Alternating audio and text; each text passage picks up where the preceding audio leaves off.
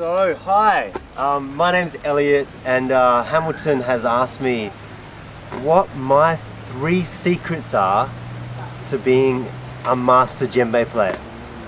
So first of all, I'd like to say that a master, in my mind, is a state that I have not yet acquired and may never get to. For me, to be a master takes at least 3 decades of playing. 3 decades of regular playing, and it also means that you understand all that goes into the rhythms that you play. So you need to know the dance for those rhythms. You need to know how all the solos are played against those dancers, with those dancers, all the songs that go with those rhythms.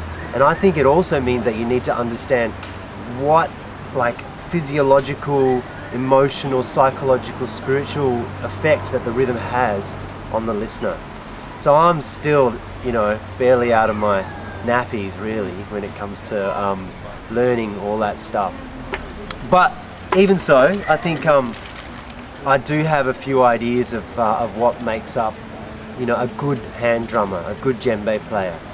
So I guess number 1 is the obvious one. It's you got to practice. You just got to play and play and play. I've been drumming for 20 years, 15 years I've been playing djembe, and fortunately in the early days I was, I'm still teaching, but I started teaching quite early, and by teaching I've learnt really well, and the playing the rudiments, the slap, slap, slap on the beat, crack, crack, crack, crack, playing the rudiments over and over again have really given me a good technique, and have also taught me exactly where the beat is, because I've had to stay there and stay there and stay there, such that now I live off the beat because I know where it is. I can be off it and not lose it. So practice, that's the big one. Hours on the skin, you gotta practice. Number 2, listening, developing your ears, learning the language of the drum. And so you've got to listen to the masters, you've got to listen to recordings, go to gigs, listen to people who know how to play, and absorb that, listen and try and understand how it all works together, the dialogue between the drums. And that takes me to listening at the time of playing. You've got to listen to who you're playing with, the music you're accompanying, the music you're supporting.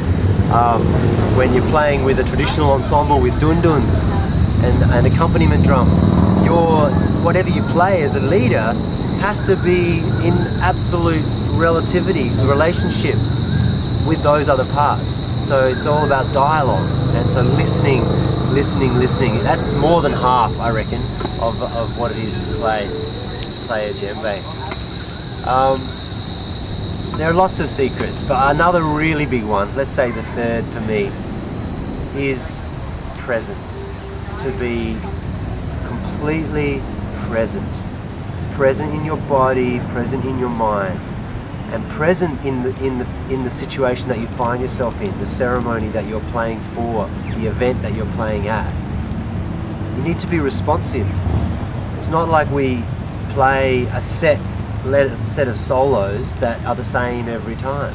We got to play according to the situation, and so the whole concept of finding a way to work with your audience, with your crowd is crucial, to be present in that space. So you're not just off on your own, doing your own thing while everybody watches. You're actually there playing for people. So doing a dance circle where you go out and you try and follow a dancer, that's challenging, and that's being present. So I really think that's probably the biggest one in many ways, the presence factor. Thanks, Hamilton, for asking me to think about these important things.